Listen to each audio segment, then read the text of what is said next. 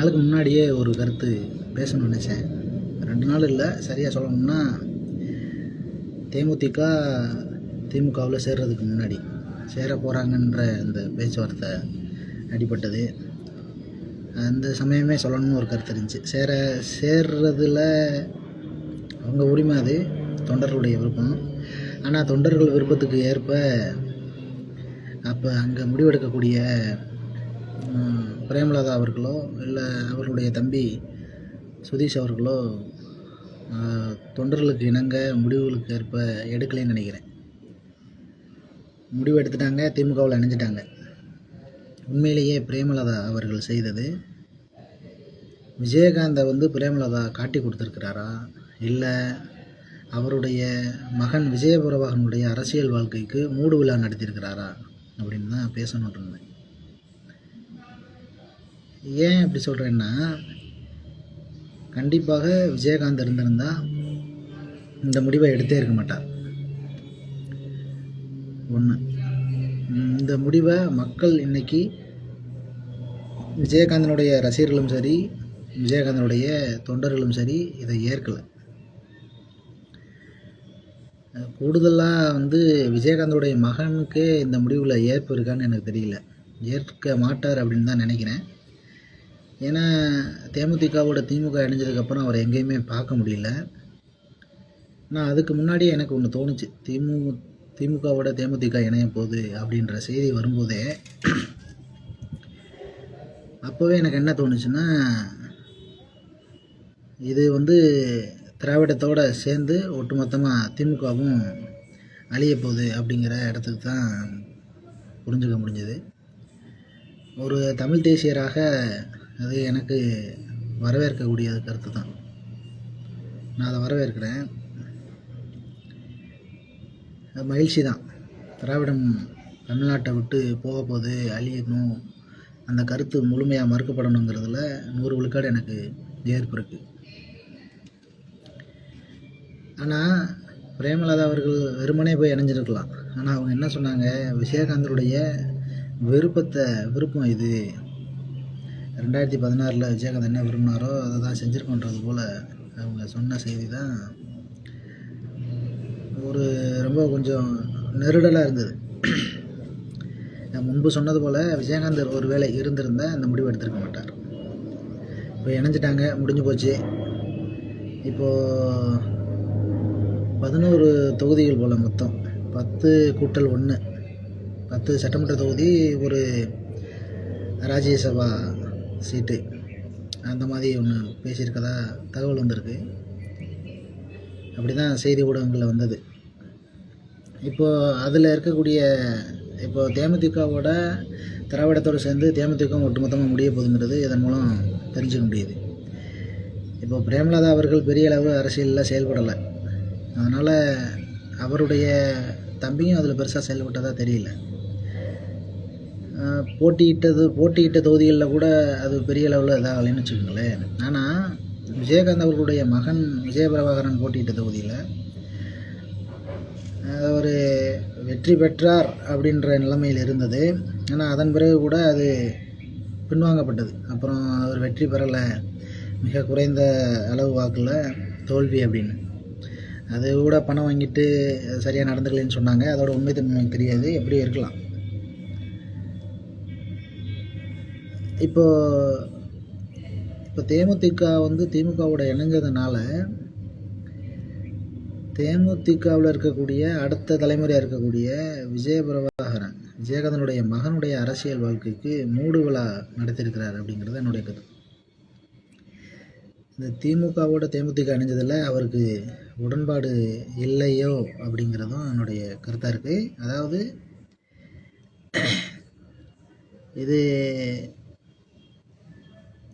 இப்போ இதுக்கு என்ன தீர்வை நான் கருதுகிறேன் அப்படின்னா, விஜயகாந்தோடைய மகன் தேமுதிகவிலிருந்து விலகி விஜயோடு ஒருவேளை இணைந்தால் அவருடைய வருங்கால அரசியல் வாழ்க்கைக்கு அது ஒரு பயனாக இருக்கும் அப்படின்னு தான் நான் அதை கருதுகிறேன். ஆனால் அதை அவர் செய்வாரா அப்படிங்கிறது தெரியல. ஆனால் அதை செய்வதற்கான சூழல் இருப்பதாக தான் கருதுகிறேன். அப்புறம் இப்போ தேமுதிக திமுகவோட இணைஞ்சதுனால இதுக்கு முன்னாடியே இருக்கக்கூடிய கட்சிகளில் ஒன்றான விசிகாவுக்கு குறைந்த அளவு தேமுதிகவுக்கு எத்தனை தொகுதிகள் ஒதுக்கப்படுதோ அதே அளவு தொகுதிகள் விசிகாவுக்கு ஒதுக்கணும், இல்லைன்னா அதை விட கூடுதலாக ஒதுக்கணும். அப்போ தான் திருமாவளவன் அவர்கள் அந்த கூட்டணியில் தொடர்றதுக்கான வாய்ப்பு இருக்குதுன்னு நான் கருதுகிறேன். விசிகாவினுடைய தொண்டர்கள் அதை தான் விரும்புவாங்கன்னு நினைக்கிறேன். ஏன்னா எவ்வளோ காலம் இருந்திருக்கிறாரு, ஒரு தமிழ் தேசியம் பேசியவர், தமிழ் தேசிய அடையாளத்தில் வந்துட்டு இன்றைக்கி ஒட்டுமொத்தமாக தமிழ் தேசியம்லாம் ஒன்றுமே இல்லைன்னு பேசியிருக்கிறாரு, திராவிட தேசியம்லாம் ஒன்றும் இல்லைன்னு பேசியிருக்கிறாரு. ஆனால் இன்றைக்கி எந்த இடத்துல வந்து நிற்கிது, திராவிடத்துக்குள்ளே இருந்துக்கிட்டு தமிழ் தேசியத்துக்கு மாநாடு போடுற அளவில் வந்து நிற்கிது வாக்கு எடுப்பதற்காக. அது நடிப்பில்லையா அதுன்றதெல்லாம் அது ஒரு பக்கம் இருக்கட்டும். ஆனால் நான் அதை ஒரு மான பிரச்சனையாக பார்ப்பாங்க திருமாவளவன் அவர்களோ அவர் கட்சியை சேர்ந்தவங்களோ. தேமுதிகவோட குறைவான தொகுதிகள் ஒதுக்கப்பட்டால் அவங்களுக்கு அது ஒரு இழுக்காக பார்ப்பாங்கன்னு தான் நான் கருதுகிறேன். அதனால் திமுக கூட்டணியில் திருமாவளவன் அவர்கள் தொடர்ந்து நீடிப்பாரா அப்படிங்கிற ஐயம் எனக்கு இருக்குது. தொடக்கத்திலருந்தே அப்பப்போ காங்கிரஸனுடைய நிலைப்பாடும் அப்படி தான் இருக்குது. காங்கிரஸும் தொடர்ந்து திமுகவில் இருக்குமா அப்படிங்கிற ஐயமாக இருக்குது. அவங்க கேட்குற தொகுதிகள் மற்ற கட்சிகள்லாம் இருக்குது. எல்லா கட்சிகளுக்கும் தொகுதிகள்லாம் அவங்க கேட்குற அளவுக்குலாம் கொடுத்தாங்கன்னா திமுகவுக்கு இந்த கூட்டணி கட்சிகளுடைய ஆதரவு இல்லாமல் ஆட்சி அமைக்கக்கூடிய பெரும்பான்மை கிடைக்காத அளவில் தான் போய் நிற்கும். அதனால் அப்படி ஒரு அடிப்படையான பிழையை எப்படி பார்த்தாலும் திமுக செய்ய மாட்டாங்க. அப்போ வேறு என்ன சமரசம் செய்யலாம்? வெளிப்படைத்தன்மையாகவோ இல்லை மறைமுகமாகவோ பல லட்சங்களையோ கோடிகளையோ மற்ற கூட்டணி கட்சிகளுக்கு கொடுத்து உதயசூரியன் சின்னத்திலேயே நிற்க வைக்கலாம். அப்படி தான் அவங்க முயற்சி செய்வாங்க. இதுக்கு முன்னாடி அப்படி தான் நடந்தது. இந்த முறை என்ன நடக்க போகுதுன்னு தெரியல. இப்போ இந்த அடிப்படையில் நான் பார்க்கும்போது திமுக கூட்டணியிலிருந்து காங்கிரஸும் திருமாவளவன் அவர்களும் விலகி ஒருவேளை தாவேகாவில் விஜயுடைய கூட்டணியில் இணைவார்களா அப்படிங்கிறதுக்கான ஒரு கருத்து இருக்குது. அப்படி எனக்கு ஒரு தோற்றம் தோறியது. அப்படி நடந்தால் அது எப்படி இருக்கும்?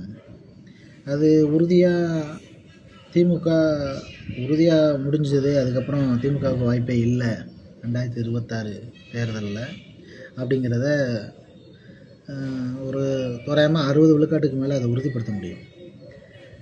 அந்த இடத்த அதாவது அடுத்த ஆளுங்கட்சி வரக்கூடியது அதிமுகவா இல்லை மற்றைய கட்சிகளா அப்படிங்கிறத அது அடுத்து தான் நம்ம பார்க்க முடியும். அது உறுதியாக சொல்ல முடியாது. இப்படி ஒரு தொய்வு இருக்குது. இதுக்கு இடையில் இப்போது விமர்சனத்திற்கு அப்பால் சீமான் அவர்களாக இருக்கட்டும் இல்லை விஜய் அவர்களாக இருக்கட்டும் அவங்களுக்குள்ள ஒரு தனிப்பட்ட ஒரு விருப்பம் இருக்கலாம் அப்படின்றத நான் பார்க்குறேன். எப்படின்னா ஒருவேளை தேர்தலுக்கு பிறகு ஒருவேளை 10, 15 இல்லை 20, 25ன்னு சில இடங்களில் கணிசமான இடங்களில் அவங்க 2 பேர் தனித்தனியாக போட்டிட்டாலும் ஒருவேளை வெற்றி பெறுறாங்கன்னு வச்சுக்கோங்க.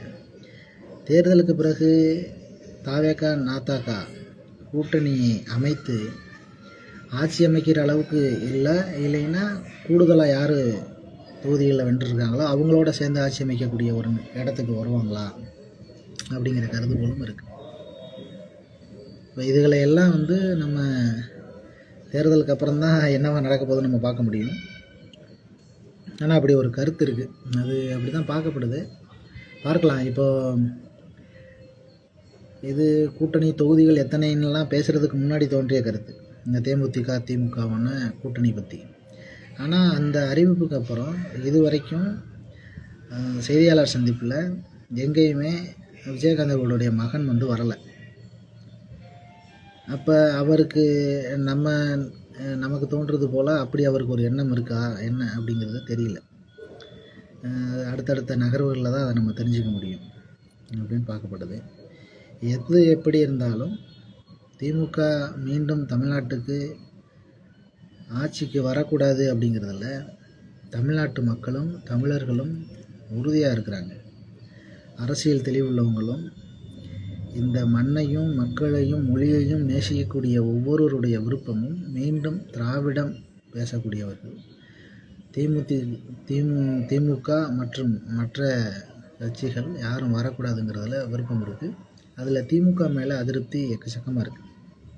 கிட்டத்தட்ட அவங்க கடந்த சட்டமன்ற தேர்தலில் 500 வாக்குறுதிகள் ஏதோ கொடுத்துருக்குறாங்க. எதையும் உருப்படியாக செய்யலை. செஞ்சது எதுவும் உருப்படியாக செய்யலை. 500 உருப்படியாக செய்யலை. அதில் செஞ்சது சிலருக்கு, அந்த சிலவற்றையும் உருப்படியாக செய்யலை. அடிப்படையாக செஞ்சே ஆகணும்னு சில வாக்குறுதிகள் இருக்குல்ல, அதை பற்றி வாயே திறக்கலை. ஒருபடி போய் நாங்கள் இந்த வாக்குறுதிலாம் கொடுத்தோமா அப்படின்னு திமுகவில் இருக்கிறவங்களே பேசிக்கிட்டு இருக்கிற சூழலில் தான் இன்றைக்கி திமுக இருக்குது. அதனால் திமுக மீண்டும் வெல்லக்கூடாது அப்படிங்கிறது தான் ஒரு தமிழ் தேசியராக என்னுடைய விருப்பம், தமிழ்நாட்டு மக்களுடைய விருப்பம், தமிழர்களின் விருப்பம், உலகத் தமிழர்களின் விருப்பம், தமிழ்நாட்டு தமிழர்களின் விருப்பம். ஆகவே அது நடைந்தரட்டும். அடுத்தடுத்த நகர்வுகளில் அடுத்த காணொளிகளில் பேசுவோம். நன்றி, வணக்கம்.